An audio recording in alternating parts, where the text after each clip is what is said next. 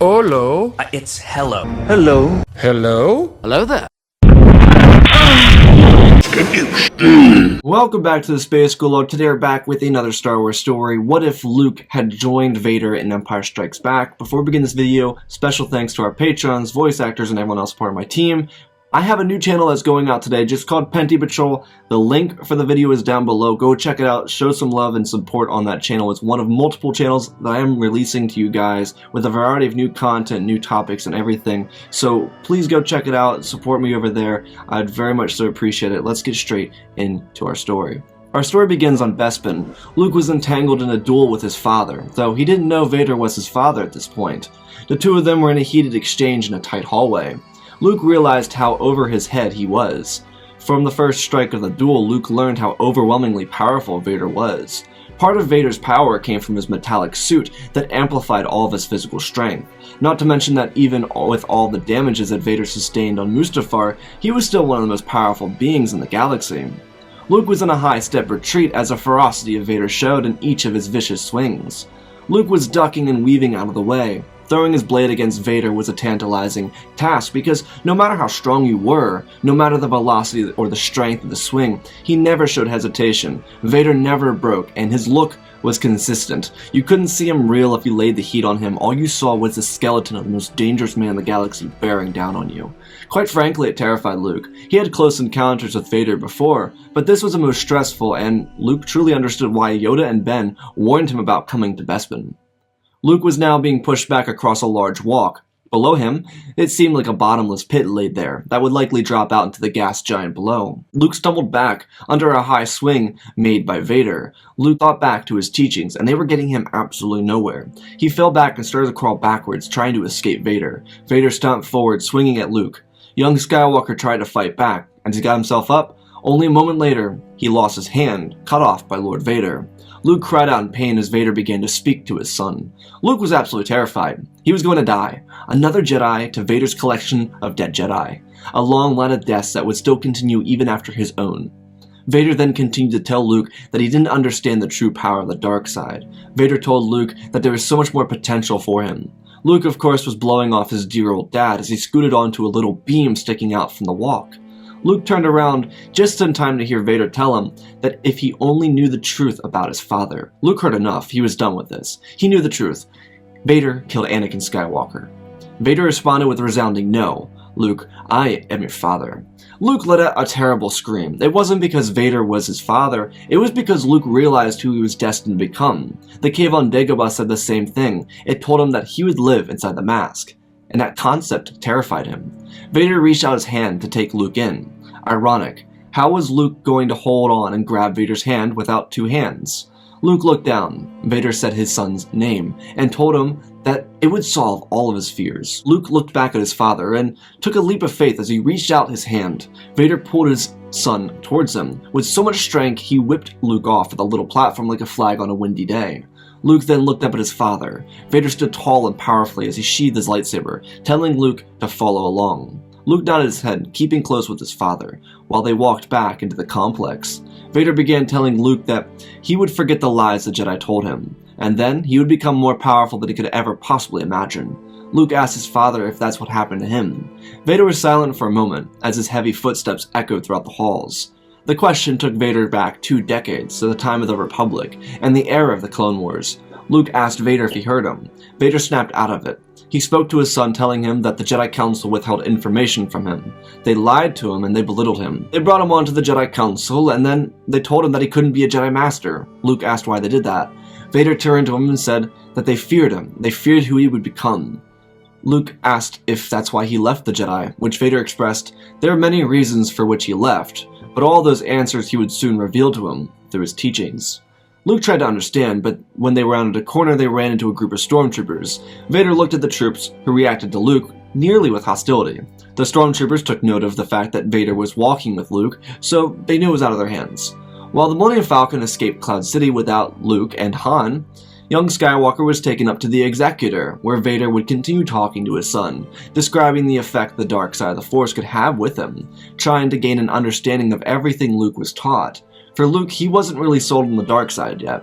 He still believed in the light and he cared a lot about his friends, but maybe there was something to this. Something about the future of his life looking like Vader and the entire revelation of his lineage swayed him. Considering Vader killed Obi-Wan and almost killed him, there was really a convincing argument for the dark side to be stronger than the light, but that was up for him to discover and decide on for himself. Vader would have his son outfitted with a new hand. Sadly, Luke lost his father's lightsaber when his hand was cut off, so Vader lended his son a lightsaber that belonged to a former Inquisitor. It sat in Vader's room because you just can't trust stormtroopers not to cut a hole in the ship while in hyperspace or something ridiculous that would rupture the entire ship. It was one of those things that Vader consistently forgot to take out of his ship. Busy man, busy schedule, how could you forget to take the Inquisitor lightsaber out? It was just one of those things. Regardless, once Luke was outfitted with his new hand and the lightsaber, Vader would take Luke to a training facility within the massive ship.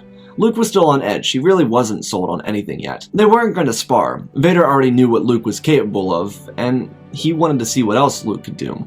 On the other hand, he was going to teach his son how to harness the dark side of the Force rather than use a lightsaber. While Luke didn't exactly have the greatest childhood being trapped on a planet of sand, he wasn't necessarily the angriest person ever. He had some resentments, of course, everyone does. He had some issues with certain subjects or individuals, but truth be told, he really needed some build-up to be dragged down to become angry. He wasn't an angry man. He was full of hope and joy and light. Vader kind of understood where his son sat. Since Vader never had an apprentice, and the last apprentice the man behind the mask had was Ahsoka, Vader would have to enlighten Luke on the ways of the Sith. He would do this by putting the light side down while propping the dark side up, and making it seem so much more than it was. While Luke was enjoying bonding time with his father, Leia and Lando were on the other side of the galaxy, trying to figure out what to do. Lando had never met Luke before, but the truth is the fact that Han Solo and Luke Skywalker were missing. The rebellion needed to make up for what it lacked. Both Han and Luke were heroes, and while they had a hunch where Han was going, Luke on the other hand was not accounted for. Leia had no idea where Luke could be. She hadn't felt any connection to him through the Force, which she wasn't even aware what that was. And with Luke being gone, Yoda and the ghost of Obi-Wan knew that they would have to try and get a new student, or the way of the Jedi would die with Yoda. Luke seemingly was easily swayed, and hopefully his sister wouldn't be the same. Inside of the Executor, Vader told his son that he would not have any discussions with the Emperor. That was the rule, no talking to the Emperor. The Emperor was not to know about his existence. It's mostly because Vader wanted to use Luke for the purpose of taking down his own master. The Emperor was such a vile man, and Vader knew he needed someone to help him kill the Emperor. Luke understood this as he tried to fight the anger that his father mentioned within himself. Vader would allow Luke to have time with himself, to reflect upon the day and come to terms with what he could do. During this time alone, Luke would have an interaction with Ben Kenobi. This would bring Luke to the anger that his father wanted him to find. Luke expressed his anger through yelling, asking why Ben couldn't tell him the truth, why he hid that information from him, asking why Yoda and he trained him to be so weak. He could have died and they did nothing to prepare him for Vader. Obi-Wan had dealt with this kind of anger from Luke's father before. The anger ran in the family, seemingly, to which Obi-Wan would express that they told Luke not to go. They tried to help him, and he threw their words back at them. Luke raged as he clenched his fist, yelling at Kenobi, and in doing so, Luke crushed the door to make it shift out of the room. Obi-Wan looked at the door and then back to Luke. He saw the same rage in Luke's eyes he saw in Anakin's on Mustafar. It haunted Obi-Wan when he was alive. He tried to maintain the situation when he could, but he heard breathing. Luke snapped back at Kenobi before he could say a word, telling him that his father would teach him how to be who he was meant to be. Obi-Wan calmly asked Luke who he was meant to be then. Luke glared at the ghost before saying that he would become the most powerful person the galaxy had ever seen. Obi-Wan asked about Han and Leia. Luke snapped back again, telling Obi-Wan that it was because of Yoda and him that they were ever in danger. It was their fault. Obi-Wan could see the light leaving Luke, and then the breathing echoed throughout the room, to which Kenobi would see the same mask he saw before he died. Vader lifted his hand, and the walls of the room etched out, crushing everything and making the ghost of Kenobi vanish. Luke looked at his father with a glare, to which Vader told Luke he was on his first steps to becoming a Sith Lord. Luke nodded his head and stepped out of the room. While Luke may have been wrong in the argument, it was tradition for Skywalkers to blame somebody else for their own issues. For months, Luke would remain hidden throughout the ranks of the Imperial staff on the Executor. No one was brave enough to snitch around someone as tantalizing as Vader, and as someone increasingly scary as Luke. Though when Vader was off the vessel, someone would get into contact with the Emperor and explain to him that Vader had brought his son onto the Executor. The Emperor asked how the man knew, to which he would express overhearing them in the training rooms, to which Vader referred to the other man as his son, and the other man referred to Vader as his father. The Emperor was thankful for the information. The man did this for the purpose of a promotion, a selfish decision, but nothing came, and he realized it was a terrible mistake. Sidious was obviously very pissed off about this, but he would take advantage of his control over Vader, and send him across the galaxy for a useless mission, which he always loved to do. At the same time, he would make his way to the Executor, and have a little chit-chat with this Luke Skywalker. For the rebellion, they still had their little boosts of motivation, though they were still having no luck in finding Luke Skywalker. Lando and Chewie were able to ensure that Han was at Jabba's palace, where they assumed he would be placed. Leia, on the other hand, had gone missing. She was visited by Ben Kenobi, and she took a leap of faith by following the man who saved her as a child. How could she not trust him? It was Obi-Wan, after all. Leia was sent to Dagobah to complete something her brother could not do. It would be on Dagobah where Leia would learn that Luke was convinced to join the dark side, to which Leia was truly heartbroken, though she couldn't believe it. She lost one of her closest friends to a lie, and that's what the issue was. She didn't know if she could just trust them, to believe that Luke would do something so heinous. Her hope was to use what Yoda and Obi-Wan taught her to save her friend. Leia was working through training really well, and because she wasn't rushing off to save someone on Cloud City, she was able to concentrate on what she needed to focus on. It made her a great student, and it allowed her to work through what Obi-Wan and Yoda had planned out for her. On the other hand, the Emperor would visit Luke. Sidious didn't need to say much. He was ready for a new student, and a young man with the same power that his father had would be much worth it. For Sidious, he believed there was something that needed to be worked on, though. Luke didn't expect the Emperor. He could feel the dark side running through the halls like a plague. It woke him like a winter chill running down one's spine. When Luke was confronted with a shorter man covered in a dark robe, he realized who he was facing. While Luke resembled the same look with his own dark robes, he approached the man with gentility, the same way he did with young Anakin so long ago. It was the same ploy, the nice game until everything would be flipped on its head. Sidious began to ask Luke questions, to which Luke would respond to. The two of them would have a talk and walk throughout the Executor, escorted by Palpatine's royal guard. The Sith Lord would slowly dig his nails into Luke. It wasn't hard to sway him. Luke didn't know much about Sidious other than he was the enemy, but Sidious worked quick. Gaining Luke's trust wasn't hard when Sidious began to feed his ego. After that, Sidious would ask Luke if he knew that he was more powerful than his father. This was half a lie. It was kinda true, but if Anakin was never burned, it certainly wouldn't be true. So technically, it was the truth. Regardless, it took Luke by surprise, because Sidious would continue saying that he knew Vader was holding him back. Vader was afraid of Luke. Sidious would continue with his brilliant lie, telling Luke that if he joined him, then he would become what his father could not. Luke was caught in awe. He didn't know what to believe. Then Sidious stopped in the middle of the hallway and looked over, calling Luke my boy. Sidious asked Luke if he knew the truth about his mother. Luke shook his head. He didn't know. He never found out. Vader surely didn't talk about Padme. Sidious made an expressional face, one that showed deep concern and even sadness. Sidious would outright apologize, and he placed his hand on Luke's shoulder, telling him that Vader killed her. Luke's eyes shot open. He looked at Sidious with rage boiling in his blood and disbelief toiling in his mind. Sidious apologized once more, saying that it was truly tragic. He tried to stop Anakin, but he was so consumed by his lust for power and what he believed he could have. Luke asked what Anakin believed. Sidious stopped and looked away, before turning back dramatically and saying that Anakin believed he was invincible. He tried to challenge Sidious, and he lost. Sidious was of course telling a devious lie, but he had to make sure he propped himself up on that pedestal so Luke would bow down to him. Luke fell for it. This wasn't Luke's fault. It was the same scheme that worked on Dooku and Anakin. It was brilliant. Even more, the entire Republic fell for it. An entire Senate full of apparently the smartest and most brilliant people from each planet across the Republic fell for it. All of them sat there, elected him, and then watched him become the Emperor. On top of that, Sidious told Luke one last thing. He told Luke that once he avenges his mother, ask Admiral Piet to have him delivered to Coruscant. Luke asked why. Sidious patted Luke on the back, telling him that he would teach him everything his father could not. The brilliance of Palpatine is that even if Luke had a change of heart, he insinuated a connection through the Force with Luke. This would do one very important thing for Sidious. He could give Luke visions just like he did to Anakin back in the day. It would further convince him that his father was a genuine danger to him. Luke would have thoughts about what he was told, but he would go back to sleep.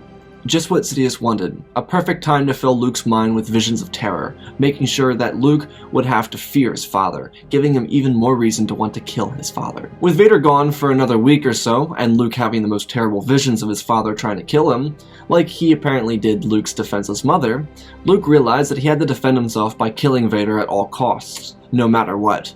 When Vader eventually returned, Luke was noticeably different. With Vader having no knowledge of Sidious approaching his son and lying to him, he treated Luke the same as he always did before. Vader was quite excited to be back. He wanted to teach his son the dark side, and they could rule the galaxy as father and son. It was such a great concept. That is until Luke drew his lightsaber and cut through Vader's chest without a second for Vader to react. It was such a surprise to Vader, but luckily for him, it spared him the pain of a long, painful death, because it immediately would kill him and release Anakin into the Force, to which he'd be allowed to escape the slavery he lived his entire life trying to escape. When Luke killed Vader, he freed him. While Vader may have enjoyed the time he had with his son, he was now free to be out of the miserable life he was forced to live as Darth Vader. Luke would pull Vader's lightsaber with the Force and place it on his belt, while getting rid of the Inquisitor's blade. Luke walked out of the room. The sound of clunking of Vader's armor brought some stormtroopers around to see what the noise was. When they saw Vader dead on the ground and Luke in front of the door, they didn't know what to do. Luke looked at both of them and said, in an overwhelmingly confident voice, that if they had a problem with it, they could take it up with the Emperor. The troopers shook their head, to which Luke smiled and asked that they please dispose of Vader. They nodded their heads and got to work.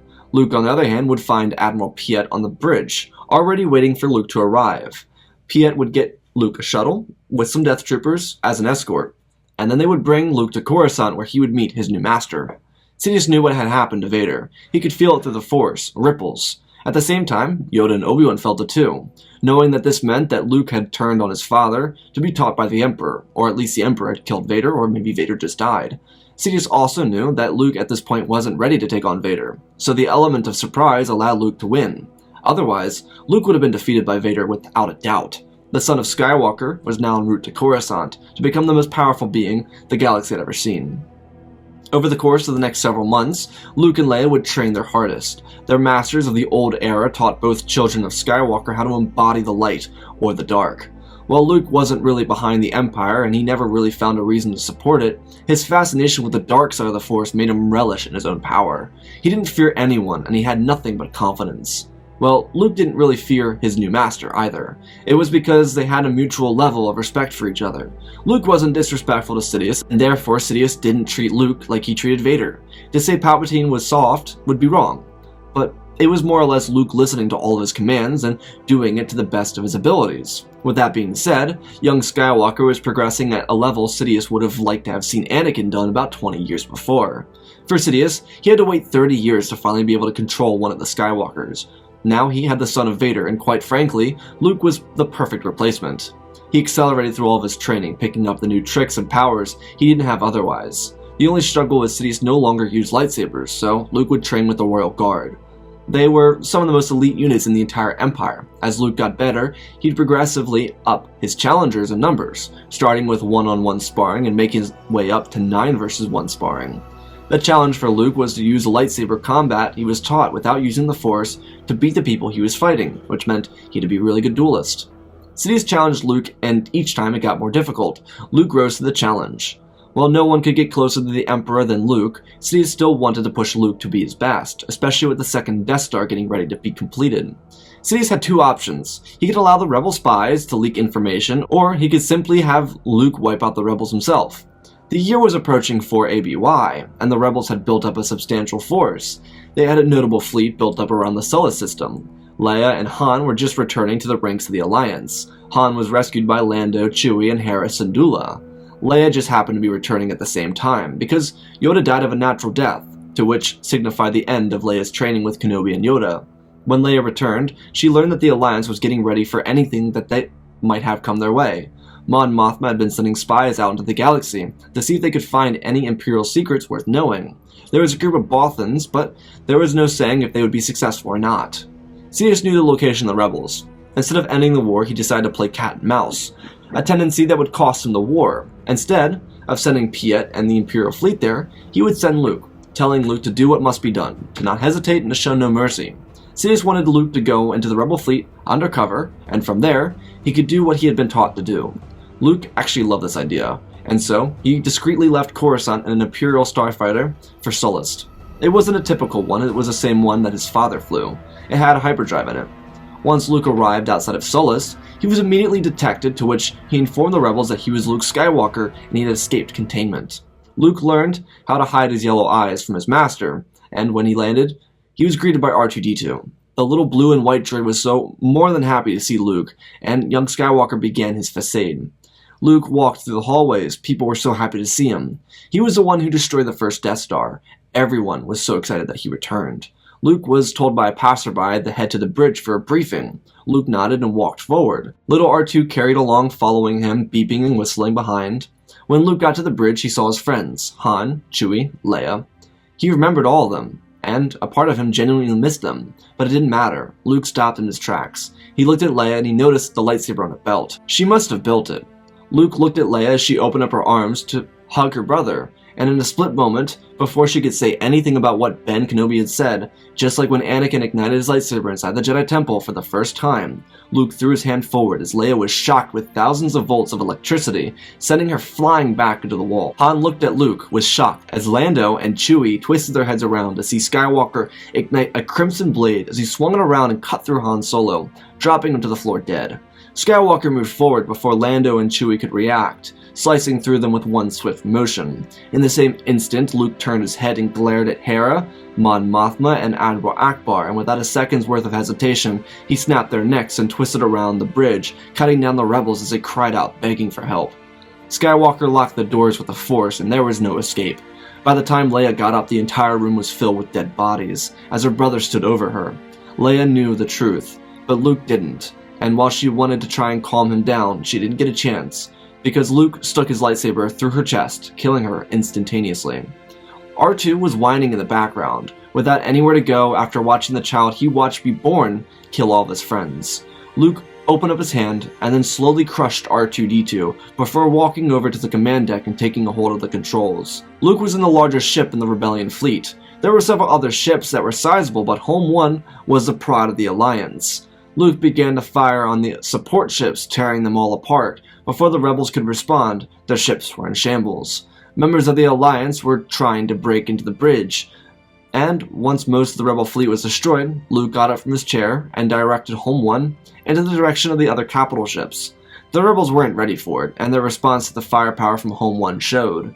Luke exited the bridge, and when a lightsaber began to cut through the lines of the rebels, fear broke out.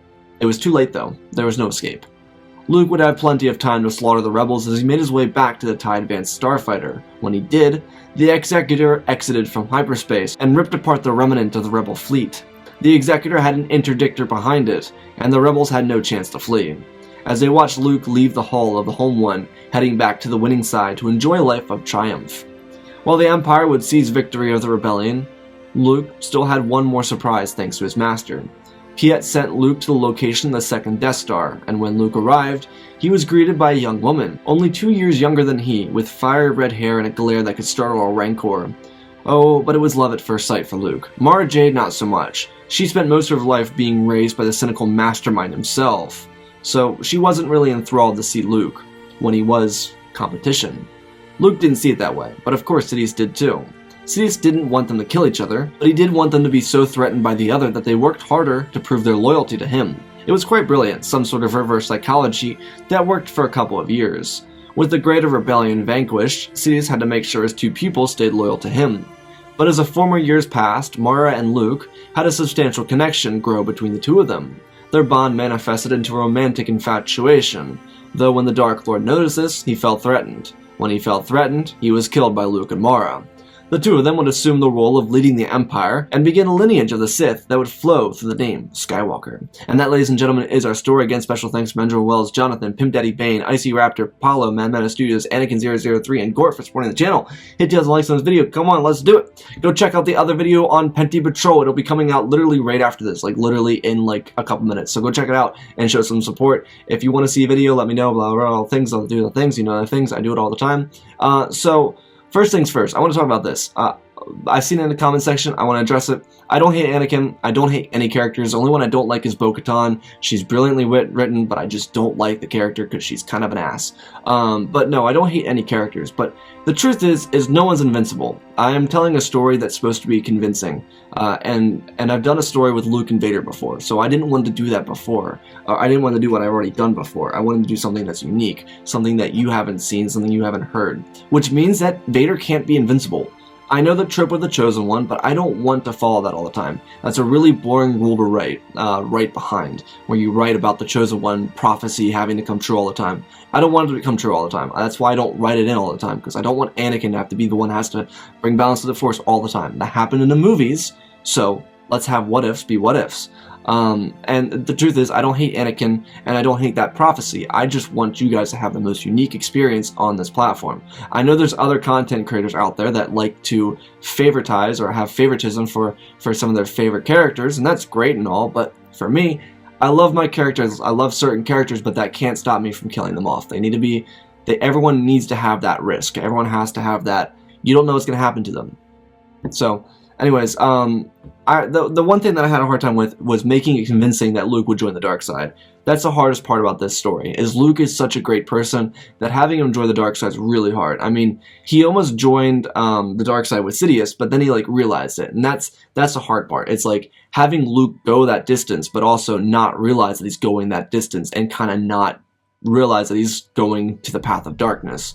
And that's kind of what I wanted to do. So that was kind of what I was trying to do, and I like the idea of having Sidious turn Luke on Vader. I thought that was kind of a cool twist, and a lot of the things that I wanted to do in this was poetry. It's like poetry, it rhymes, the poetry between father and son, because, you know, Luke sees his mask, and I mean, that interpretation of the mask is so different, but for different people, but like, if you see him in the mask, it's like Luke realizes that he's destined to become that, and that kind of freaks him out.